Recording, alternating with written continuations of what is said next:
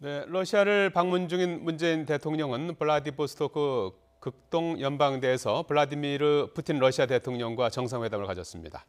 그리고 내일 경북 성주에 사드 미사일 4기를 추가로 국방부가 배치할 계획이어서 긴장감이 감돌고 있습니다. 예, 두 분과 얘기 나눠보겠습니다. 김열수 한국군사문제연구원 안보전략실장, 김대영 한국국가전략연구원 연구위원 두 분과 얘기 나눠보겠습니다. 안녕하십니까? 네, 안녕하세요. 야, 그리고 오늘 오후에 5시 반에 속보로 들어왔는데요. 내일 사드가 배치될 예정이라고 그러죠? 예, 그렇습니다. 예. 그 기존에 이제 사드 2개 발사대에 더해서 예. 이제 4개가 반입하게 되면은 이제 6개 발사대로 이제 하나의 완벽한 사드 포대가 이제 구성이 되는데요. 예. 그것뿐만 아니라 지금은 사실상 이제 그 제대로 배치하기 위한 그런 시설들도 마련이 안 돼 있는 상황이기 때문에 그러한 건설 자재들도 같이 들어가고요. 그렇게 되면은 향후 이제 본격적으로 사드가 이제 가동이 되고 그만큼 우리 군의 그런 미사일, 특히 한미 양국군의 그런 미사일 방어 능력이 이전보다는 한층 강화된다고 할 수 있겠습니다. 예. 표현을 임시 배치다 이런 표현을 쓰는데 왜 그런 거죠? 뭐 다 6기면은 한 개 포대가 완성이 되는 거 아니겠습니까? 네. 뭐 기존에 2기가 들어가 있고요. 네. 근데 이제 지금 국방부에서 환경 영향 평가한 것은 작년 12월 달부터 환경 영향 평가를 했고요. 예. 그것을 이제 7월 달에 끝내고 난 뒤에 환경부로 넘겨줬습니다. 예, 환경부에서 도대체 이제 국방부에서 넘어온 환경 영향 평가서를 확인을 하고요. 예. 그리고 이제 부족한 부분이 뭔지 환경부가 다시 이제 필요한 부분을 갖다가 점검을 해가지고 다시 보완을 해서 이제 가져오라고 그랬고요. 그 예. 결과 이제 엊그제 최종적으로 조건부 동의를 내려줬죠. 예. 그 조건부 동의라는 게 결국은 이제 환경 영향 평가와 관련되는 것 중에서 제일 중요한 것이 바로 뭐 전자파인데 예. 전자파 같은 거 주기적으로 측정하고 또 성주 주민들이나 이런 사람들이 참관할 수 있도록 하고 뭐 예를 들어서 분진이 얼마나 나는지 그런 것들도 주기적으로 알려주라 뭐 이런 얘기가 이제 거기 있었고요. 예. 그 결과로 이제 지금 이제 사드가 배치되는데요. 기본적으로 보면 32만 제곱미터가 이미 이제 주한미군한테 공유하기로 한 거거든요. 예. 거기에 대해서 이제 소위 말하는 그 환경 영향 평가를 한 건데요. 예. 전체적으로 보면 70만 제곱미터를 다 넘겨줘야 되기 때문에 그렇게 되면 일반 환경 영향 평가를 해야 돼요. 예. 그렇기 때문에 일반 환경 영향 평가가 있기 전까지는 예. 우선적으로 사드 배치를 하고 그리고 이제 추후에 나머지 부분까지 다 환경 영향 평가를 해서 최종적으로 사드 배치를 할 것이냐 안 할 것이냐 결정하겠다. 그런 의미에서 임시 배치라고 봐야죠. 예. 지금 북한이 핵실험을 하지 않았습니까? 이 뭐 예. 사드 배치 문제는 뭐 지금 10여 개월 이상 이렇게 쭉 이제 진행이 되어 온 그런 상황이고요. 지금 북한이 핵실험을 한 상황에서 지금 사드 배치하는 것은 어떤 의미가 있다고 보십니까? 아무래도 이제 그 북한의 핵실험은 곧 이제 북한의 그런 탄도미사일의 핵무기 장착 능력이 강화되는 부분이니까 예. 우리 입장에서는 그러한 북한의 핵을 탑재한 미사일을 방어하기 위한 수단으로 사실 사드가 있는 상황입니다. 지금 예. 그래서 본격적으로 이제 사드를 가동하기 위한 준비를 사실상 하고 있는 거고요. 예. 그렇게 따져보면 이제 향후 북한의 핵을 탑재한 미사일에 대한 대응 능력이 이전보다는 이제 향상되고 특히 패트리어트와 사드가 이제 동시에 운용되게 되면은 다층 방어 체계가 이제 구성이 되기 때문에 뭐 물론 이제 100% 그런 북한의 미사일을 다 막을 수 있다고 얘기할 수는 없지만은 예. 어느 정도 그런 방어 능력이 이제 향상되게 되는 것입니다. 예, 경찰 뭐 8,000명 배치해서 교통 통제하고 만약에 사태에 대비한다고 하는데 여전히 반대하는 목소리가 있지 않습니까? 그렇습니다. 현지 주민들이라든지 뭐 환경단체에서 반대를 하고 있는데 반대하는 이유라든지 이런 부분들은 좀 많이 해소가 된 겁니까? 네, 전체적으로 보면 예. 사드에 대한 찬반 여부는요. 예. 우리 국민들 전체의 여론을 보면 작년에 비해서 찬성하는 사람들이 반대하는 사람보다 2배 정도 지금 많아졌고요. 예. 그럼에도 불구하고 해당 지역에 있는 주민들의 입장에서 보면 어려움이 분명히 있죠. 예. 그것은 이제 뭐 우리뿐만 아니라 전체 다른 국민들도 심지어 찬성하는 분들도 그 이해하시리라고 생각하는데요. 지금 말씀하신 것처럼 성주 주민들 중에서 사드 투쟁위원회 그리고 그것뿐만 아니라 시민단체들이 거기에 지금 직결하고 있는 상황이거든요. 예. 그럼에도 불구하고 지금 원래는 일요일 날 뭐 전체적으로 서울 광화문에서 이렇게 집회하도록 돼 있는 거 그것도 취소도 하고 또 거기에 원불교 종단에서 뭐 11개 교구가 있으면 그중에 뭐 8개, 9개 교구는 또 찬성도 하고 그랬거든요. 전체적으로 보면 반대가 있는 가운데서도 전체적으로 보면 이제 찬성 쪽으로 훨씬 더 이제 분위기가 옮겨졌는데 성주 주민들께서 조금 더 넓은 아량을 가지고 이 부분을 좀 봤으면 좋겠다는 생각을 합니다. 예. 당초에 뭐 전자파 우려 이런 것들도 제기되지 않았었습니까? 그렇습니다. 주민들이 반대하는 이유는 대개 어떤 것들입니까? 아무래도 이제 이전 정부에서 사실 잘못한 부분이 있죠. 그러니까 이런 협의 과정 없이 단지 이제 안보 논리만으로 너무 밀어붙였던 측면도 없지 않아 있고요. 따라서 이제 사드 배치가 만약에 내일 이제 정상적으로 진행된다면은 사실상 이제 마무리 단계로 들어가기 때문에 우리가 이쯤에서 왜 우리가 이 사드 배치를 하면서 이런 문제들을 겪었는지 좀 자세하게 그런 부분을 뭐 연구할 필요가 있고요. 향후 또 혹시 북한의 미사일 위협이 또 증가됨에 따라서 추가적인 또 사드 배치가 이루어질 가능성도 있습니다. 그렇기 때문에 이번 교훈을 어떻게 잘 반영을 해서 다음에는 이런 실수를 저지르지 않을까 하는 부분에 좀 초점을 맞췄으면 합니다. 8월 달에요. 환경부하고 국방부하고 이제 국방부가 제출한 서류가 미비하기 때문에 환경부에서 거기에 대해서 이제 시정 조치를 내렸는데요. 그런 가운데서 도대체 지금 전자파가 얼마만큼 위해한지 그것을 가지고 전문가들하고 다 조사를 했습니다. 사드 발전기가 설치되어 있는 곳에서 100m 그리고 이제 이 주변 지역 3곳에 대해서 했는데 사드에서 100m 떨어진 곳은 원래 그 기준치 200분의 1 그러니까 10와트 퍼 제곱미터거든요. 근데 뭐 200분의 1 정도 나왔고 3군데 측정했는데 그것은 한 600분의 1 정도 나와서 사실은 이제 우리 성주 시민들께서 뭐 합리적인 생각을 갖고 계신다고 저는 생각을 하고요. 그 생각 속에서 정말 이 사드에서 나오는 발전기에서 나오는 전자파의 유해성 정도는 우리가 핸드폰에서 나오는 유해성 정도보다 훨씬 덜하다라고 안심하셔도 되겠다는 생각을 저는 합니다. 덧붙여서 지금 중국의 사드 보복 이게 우리 뭐 경제적으로 상당히 이제 부담을 주고 있는 그런 상황 아니겠습니까? 오늘도 그렇죠. 중국 외교부가 사드 배치가 이제 임박했다라는 보도가 나오자마자 뭐 중단하고 철수하라 뭐 이렇게 촉구를 하지 않았습니까? 이 부분은 어떻게 좀 해소해 나가야 됩니까? 중국 외교부에서 우리가 이제 이렇게 사드 배치하겠다고 주민들한테 통보하는 것을 이제 알아가지고 외교부에서 이렇게 이제 성명을 내고 그랬는데요. 뭐 당연히 이제 우리는 생각했던 거고요. 왜 그러냐하면 시진핑 주석도 그렇고 중국 외교부에서도 일관되게 얘기한 것은 사드 배치에 반대한다라고 그랬기 때문에 지금이라도 중단하고 뭐 철수해라라고 하는 것이 그렇게 결과가 나오리라고 생각은 했고요. 당분간 제가 볼 때는 일단은 이제 이게 기정사실화 단계로 넘어섰기 때문에 어찌됐든 중국 입장에서는 아마 경제 보복이라고 할까요? 그 부분이 당분간은 조금 더 세질 가능성이 있고 그런 것들이 이제 우리 롯데뿐만이 아니고 우리 한류 전체 또 관광 전체에 조금은 이제 영향이 더 있으리라고 생각을 하는데요. 첫 번째 단계가 아마 10월 달이 될 거고 두 번째 단계가 내년 3월 달이 될 겁니다. 10월 달에는 이제 중국 공산당 19차 당대회가 있고 이걸 통해 가지고 상무위원과 당 총서기를 결정을 하거든요. 이렇기 때문에 지금 시진핑 주석에 대한 리더십에 상처가 안 생기도록 해야 되기 때문에 그래서 일부러라도 더 이런 한국에 대한 압박이 있을 거고요. 내년 3월 달에는 양회를 통해 가지고 뭐 시진핑 총서기가 이제 두 번째 집권을 할 수 있는 뭐 주석 자리를 뽑는 거기 때문에 그때까지도 이 영향은 좀 갈 거다. 그럼에도 불구하고 우리는 진심을 다해서 왜 우리가 사드 배치를 할 수밖에 없었는지 온갖 경로를 통해서 중국을 설득해 내야 될 것으로 봅니다. 그 덧붙여서 요 얘기 뭐 하나만 더 여쭤봐야 될 것 같은데 사드 그 미사일이 지금 이제 북한의 미사일 위협이 뭐 갈수록 더 심각해지고 있는 그런 상황 아니겠습니까? 핵실험도 하고 이제 그러는데 어느 정도의 효용성이 있게 되는 겁니까? 앞으로 우리가 이제 미사일 방어망을 이제 구축해야 되는 상황일 텐데요. 그러니까 지금 뭐 북한이 이제 구구절 앞둬서 쏠 수도 있는 그런 화성 14와 같은 대륙간 탄도 미사일은 사실 이 사드가 그렇게 효과적인 미사일은 아닙니다. 다만 이제 우리를 향해 날아올 수 있는 예를 들어서 스커드라든지 아니면 노동 아니면 스커드 ER 같은 그런 중단거리 미사일 위주의 그런 북한의 미사일들을 보다 높은 고도 한 150km 되는 고도에서 이제 요격을 할 수가 있고요.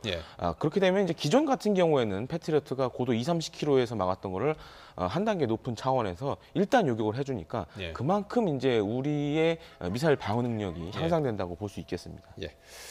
자, 문재인 대통령이 1박 2일간의 일정으로 오늘 아침 일찍 출발해서 지금 블라디보스토크를 방문하고 있습니다. 오늘 푸틴과 정상회담도 했는데요. 공동 언론 발표를 했습니다. 잠깐 내용 들어보시겠습니다. 저와 푸틴 대통령은 북한이 추구하는 핵미사일 개발은 잘못된 길이며 한반도에서 긴장을 완화하는 것이 시급한 과제라는 데 인식을 같이 하였습니다. 이런 면에서 저는 푸틴 대통령과 러시아 정부가 확고한 북핵 불용 원칙 하에 유엔 안보리 결의 이행과 북핵 문제의 외교적 해결을 위해 다양한 노력을 기울이고 있는 점을 평가합니다. 예, 문재인 대통령의 이걸 들어봤는데요. 북핵 불용 원칙 하에 여러 가지 이제 노력을 기울이고 있는 점을 이제 평가한다는 언급이 있었지 않습니까? 그런데 이제 구체적인 해법에서는 좀 견해 차이가 있었던 것 같아요. 네, 구체적인 해법에서는 분명히 차이가 있었습니다. 예. 그러니까 한반도 비핵화의 이 원칙에 대해서는 양 정상이 합의를 했지만요. 예. 우리 한국의 문재인 대통령은 이미 이 푸틴 대통령한테 요구했던 것이 딱 두 가지입니다. 지금은 이제 북한의 핵 또 미사일 위협이 너무 심각하니까 북한에 대한 원유 중단하는 거 이거 안보리 결의안을 통해서 이거 좀 러시아가 관심 가졌으면 좋겠다.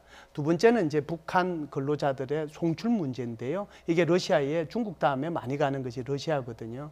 그렇기 때문에 여기에 대해서도 관심을 좀 가졌으면 좋겠다. 예. 그랬는데 이제 푸틴 대통령의 답변은 원론적인 면에서는 인식을 같이 하면서도 강론적으로 들어가서는 아마 이 북한의 핵 문제는 계속해서 평화적으로 이루어져야지 이런 식으로 제재만으로는 해결이 안 된다라고 얘기했기 때문에 제가 볼 때는 강론에서는 좀 차이가 많이 나는 것 같습니다. 문 대통령이 원유 중단을 좀 중단해야 되지 않느냐, 네네. 원유 공급을 중단해야 네. 되지 않느냐. 네. 그다음에 북한에서 이제 근로자를 해외로 그렇죠. 송출해서 그렇죠. 위화를 벌이고 있지 않습니까? 네. 그것도 좀 막아야 되지 않냐.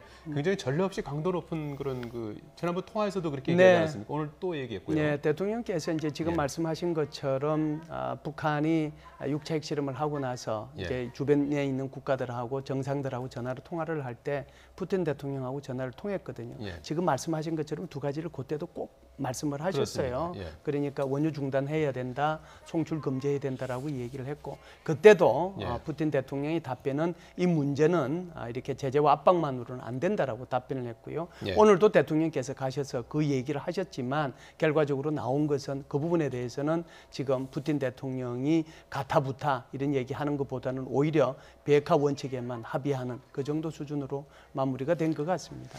그런가 하면 러시아 외무장관은 군사 옵션이 아니라면 대북 제재를 검토할 용의가 있다. 이제 이런 보도도 나오고 있지 않습니까? 이전과는 좀 다른 러시아가 좀 다른 어떤 전향적인 자세를 취할 가능성은 없습니까? 어떻게 보십니까? 아무래도 군사적인 옵션 같은 경우에는 이제 북한과 러시아는 인접해 있지 않습니까? 그럴 예. 경우에 군사적인 옵션이 적용됐을 경우에는 러시아도 당연히 영향을 받을 수밖에 없는 그런 예. 상황이고요.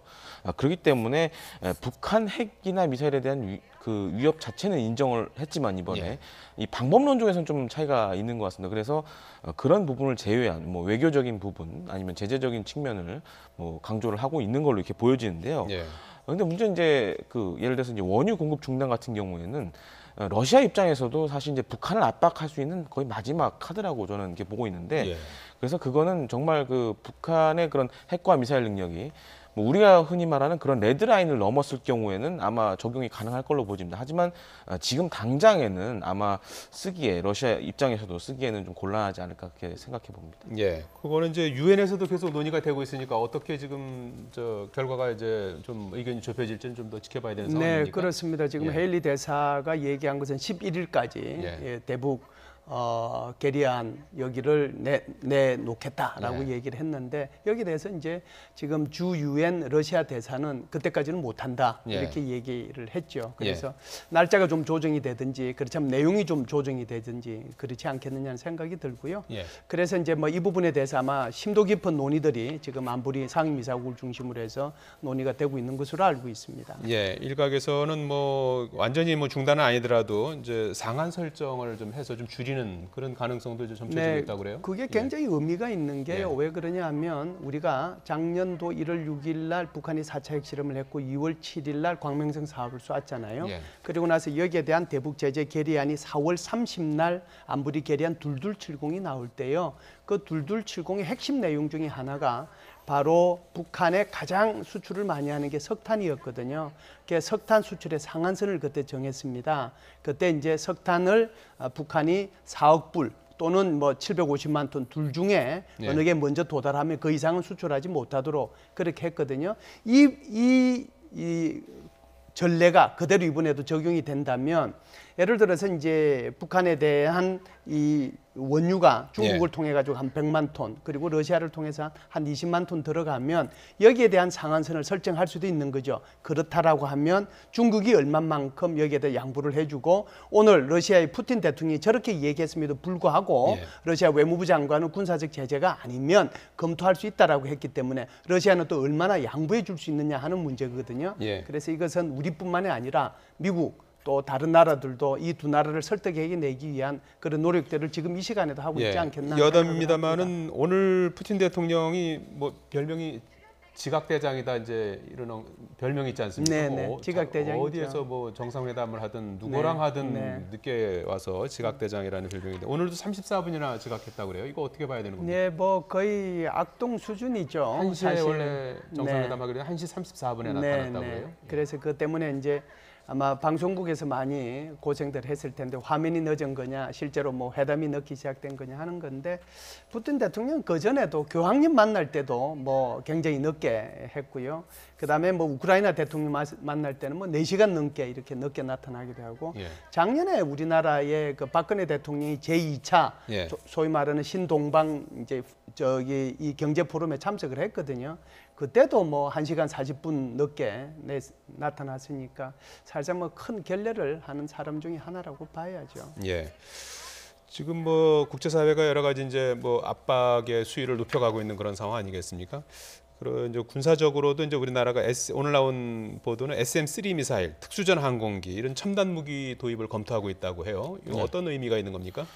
특수전 항공기 같은 경우에는 네. 이제 우리가 흔히 얘기하는 그 참수 부대원들을 태우고 이제 네. 북한 깊숙이 침투할 때 사용하는 그런 뭐 운송 자산이라고 할 수 있겠는데요. 예. 여기에는 뭐 헬기도 있고 수송기도 있습니다. 근데 사실 이전 정부에서 이러한 프로젝트를 이미 진행을 했고요. 예. 이미 나온 그런 예를 들어 특수전 항공기 중에 수송기 같은 경우는 이미 나온 경우도 있습니다. 다만 이제 SM-3 미사일 같은 경우에는 고도화되는 이제 북한의 그런 핵과 미사일 능력을 억제하기 위해서 우리가 이제 향후 새로 도입해야 될 그런 가능성이 높은 무기로 알려져 있는데요. 예. 특히 우리 해군의 이지스함은 다른 나라, 특히 미국과 일본과 달리 아직까지는 이런 미사일을 탄도미사일을 요격할 수 있는 미사일을 갖추고 있지 않습니다. 예. 그래서 뭐 이번 정부에서 아마 이런 SM-3 미사일 도입을 위해서 향후 이제 미국과 그렇게 접촉을 할 걸로 이렇게 보여집니다. 예. 스위스 제네바에서 열린 유엔 군축 회의에서 북한의 제네바 대표부 대사 한대성 대사가 이 뭐 북한에 또 선물을 보내겠다. 뭐 북한에서는 이 미사일을 선물이라고 자꾸 표현을 하고 있는데요. 이게 뭐 어떤 의도입니까? 예, 이게 지금 북한의 김정은이가 얘기하는 것도 그렇고요. 네. 지금 이 대사가 얘기하는 것도 그런데 정권의 종말을 향해 나가는 그런 발언이라고 보거든요. 예. 옛날에 이라크의 사담 후세인 대통령이 미국과 맞설 때 지금 이와 비슷한 발언들을 계속 하다가 결국은 이제 침략을 당했거든요. 예. 그래서 그걸 이제 너무 미국을 몰라도 모르는 그런 말들을 쏟아내고 있다라고 하는 거고요. 예. 그런 차원에서 보면 앞으로 이제 더 장거리 미사일, 소위 말하는 화성 14형에 대한 고각 사격만 했지 실사격은 안 했지 않습니까? 그러니까 6차 실험까지 끝난 상황이고 그렇기 때문에 앞으로 이 실사격을 통해 가지고 미국에다가 선물을 보내주겠다 그런 뜻으로 얘기했다고 봐야죠. 예. 가능성은요? 가능성은 충분히 있다라고 예. 봅니다. 왜 그러냐면 지금 북한 입장에서 보면 10월 10일이 이제 9월 9일이 이제 정부 수립일이지만 예. 10월 10일은 이제 당 창건 기념일입니다. 예. 이때까지 이제 북한이 할 수 있는 여러 가지 도발 사항이 있는데요. 그게 바로 ICBM의 실발사고요. 그리고 이제 북한이 공개했던 그림으로 공개했던 두 가지 무기가 있는데요. 예. 그게 바로 북극성 3형하고 예. 화성 13형입니다. 여기에 대한 실험도 충분히 있을 수 있죠. 그 가능성은 있다라고 봅니다. 예. 알겠습니다. 지금까지 김열수 한국군사문제연구원 안보전략실장, 김대영 한국국가전략연구원 연구위원이었습니다. 두 분 고맙습니다. 감사합니다.